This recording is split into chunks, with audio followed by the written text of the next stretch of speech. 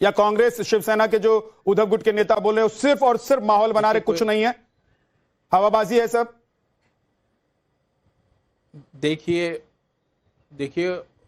कोई सोचेगा कि उद्धव जी की शिवसेना को डैमेज है या डैमेज हुआ, ऐसी बात नहीं है। सारे लोग जुड़े हुए हैं और बिल्कुल वो उद्धव जी से कनेक्टेड है। अभी कमाल की बात है रतन शारदा जी था, लाखों की तादाद में पब्लिक आई पूरे महाराष्ट्र से, लोग उनको चाहते हैं, उनको प्यार करते हैं। ऐसी बात नहीं है कि लोग उनको छोड़ के जा रहे हैं, ऐसा अनुमान लगाना गलत बात है। रतन शारदा जी, इसका मतलब ये तो विपक्ष का गुब्बारा है, सारे लोग कनेक्टेड है उद्धव जी से और वो फोन पे भी और उस पर मौजूद है। इसका मतलब रतन शारदा जी, इसका मतलब ये है कि अभी भी विपक्ष जो है माहौल बना रहा है, तो इनको डर ये लग रहा है कि कहीं छोड़कर चले जाएंगे, उससे पहले माहौल बना लो, या सच में छोड़कर जा रहे हैं? आप लोगों के पास भी कोई जानकारी है क्या सर?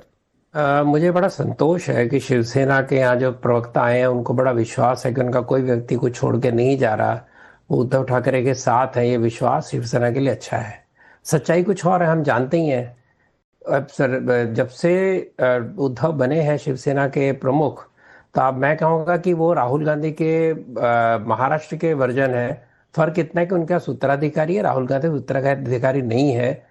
लेकिन आप सोचिए, मैं खुद व्यक्तिगत रूप से इस तरह के तोड़फोड़ के विरुद्ध हूँ। मैंने एनसीपी को बीजेपी के साथ आने का विरोध किया था, खुलकर लिखा था मैंने, क्योंकि किसी प्रकार से विचार मिलते नहीं थे। लेकिन शिवसेना का अपने आप में टूट, अभी लोग टीएमसी के साथ कंपेयर करते हैं, टीएमसी से कंपेयर मत करिए। टीएमसी के अंदर जो सारे चुने गए नहीं चुने गए, उनको पता था किस तरह के अत्याचार 15 साल उन्होंने किए, और उस अत्याचार के विरुद्ध वहां के लोगों का रोष, उसके डर के मारे लोग पार्टी छोड़ा, उनको पता कुछ बचा नहीं है। और जबकि शिवसेना में जब उद्धव ठाकरे ने 30 साल पुराने गठबंधन को तोड़ा, एक ऐसे ही अफवाह उड़ा के कि मेरे पिताजी को मैंने ये वादा किया था कि मैं चीफ मिनिस्टर बनूंगा, ऐसे पिताजी जिन्होंने कभी भी चीफ मिनिस्टर पोस्ट के लिए कुछ प्रयत्न किया ही ना, कभी उसको माना, क्योंकि वो मानते थे उससे भी शक्तिशाली है। उस प्रमुख को अपने पिताजी के अंतिम समय में ऐसा वादा करना पड़ा, ऐसा वो कहते हैं कि मैं बनूंगा प्रमुख, और वो उसके लिए उन्होंने जो तोड़फोड़ करनी थी उसका उन्होंने सोचा नहीं कि आगे जाके हशर क्या होगा। सोचना चाहिए था ना। वो फेसबुक चीफ मिनिस्टर बने रहे। आज जो फेसबुक के मिनिस्टर, फेसबुक नेता हैं, उनके लोग एक एक करके छोड़ रहे हैं, और अगर वहां जा रहे हैं और कुछ हो नहीं रहा, तो संजय राउत जिस तरह की अपना झाग उगल रहे हैं, वो क्यों उगल रहे हैं? कोई कुछ तो प्रश्न होगा ना मन में कि क्यों इस प्रकार से उगल रहे हैं। और देखिए, ये बताता है कि परिवारवाद की सीमाएं अगर आपने को सिद्ध नहीं कर सके, तो चाहे ठाकरे हो, चाहे राहुल गांधी हो, चाहे अभिषेक हो, चाहे हुड्डा हो, चाहे अभिषेक बनर्जी जो हो, क्योंकि आपको मौका तो मिल जाएगा शीर्ष पे जाने का, उसके बाद आपको अपने आप को सिद्ध करना पड़ेगा। उसमें उद्धव पूरी तरह विफल हुए हैं, इसके कारण सारा कुछ हो रहा है। उसका दोष किसी और के मत्थे पे बढ़ना, तो इसका मतलब ये है कि शिवसेना ने तो माहौल बनाना इसलिए भी शुरू कर दिया होगा कि हो सकता है कि उद्धव ठाकरे को ये लग रहा होगा कि भाई जब मीटिंग में बुलाने से नहीं आ रहे हैं, तो कल हाथ छोड़कर भी चले जाएंगे, पार्टी छोड़कर भी चले जाएंगे, पार्टी तोड़कर भी चले जाएंगे, तो मैं क्या ही कर लूंगा। इसलिए शिवसेना या संजय राउत परेशान होंगे। लेकिन डॉक्टर विवेक, आप लोग आग में घी क्यों डाल रहे हैं? आप लोग क्यों बिना मतलब में एक नैरेटिव सेट कर रहे हैं, जब शिवसेना के नेता प्रवक्ता बैठकर कह रहे हैं कि भाई हम लोग निश्चिंत हैं, उद्धव ठाकरे निश्चिंत हैं, उद्धव ठाकरे को सुनने के लिए लाखों लोग आते हैं और उनकी पार्टी का कोई नेता उनसे दूर जा ही नहीं सकता है? देखिए, क्योंकि हमें ये जो भारतीय जनता पार्टी है ना, इनको हम काफी अच्छे से जानते हैं। इनकी घोषणा है 1 नेशन 1 इलेक्शन, लेकिन दरअसल वो इस देश में 1 नेशन नो इलेक्शन करना चाहते हैं। देश के सामने इतने बड़े बड़े प्रश्न पड़े हैं। हमारे प्रधानमंत्री जी का हर रोज अपमान कर रहा है वो ट्रंप। यहां महंगाई और बेरोजगारी से युवक परेशान है।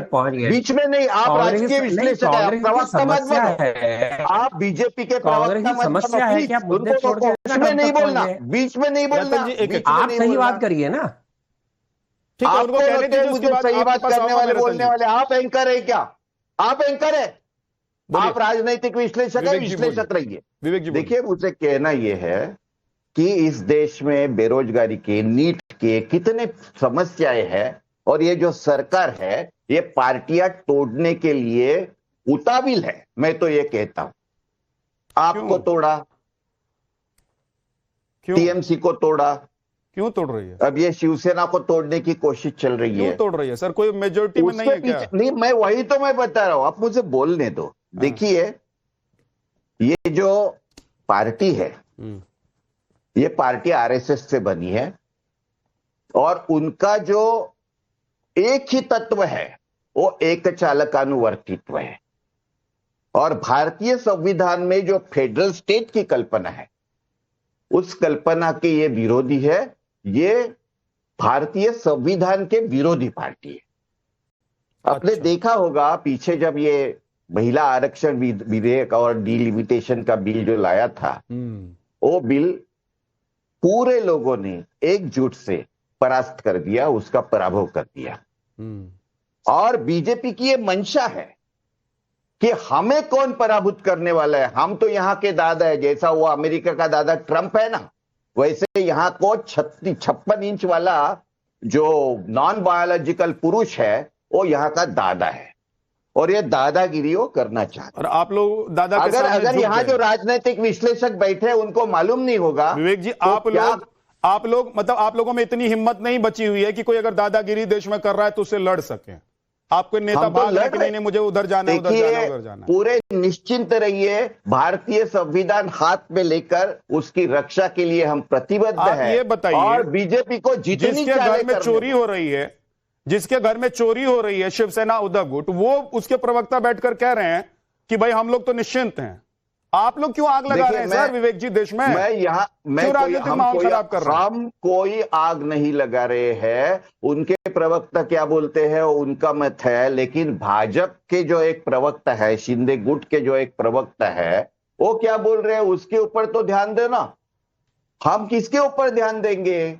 हम जो शिंदे गुट का जो प्रवक्ता है उन्होंने ये कहा कि शिंदे के नेतृत्व पर इन लोगों का विश्वास निर्माण हो गया है और हिंदुत्व के रक्षण के लिए कुल मिलाकर बात यह है कि कांग्रेस को अपने पर विश्वास नहीं है। एक मिनट डॉक्टर है, उस देश में संविधान नष्ट करने के लिए जो जो करना पड़ता है वो ये बीजेपी कर रही है। अनंत विजय जी, उसी के तहत एक चाल है। 10 सेकंड मुझे देंगे? 10 सेकंड जी बोलिए सर। हाँ, देखिए, कांग्रेस के प्रवक्ता बोले मुझे हंसी आ रही है। महाराष्ट्र में बीजेपी को से तोड़कर सरकार बनाने का काम कांग्रेस ने किया।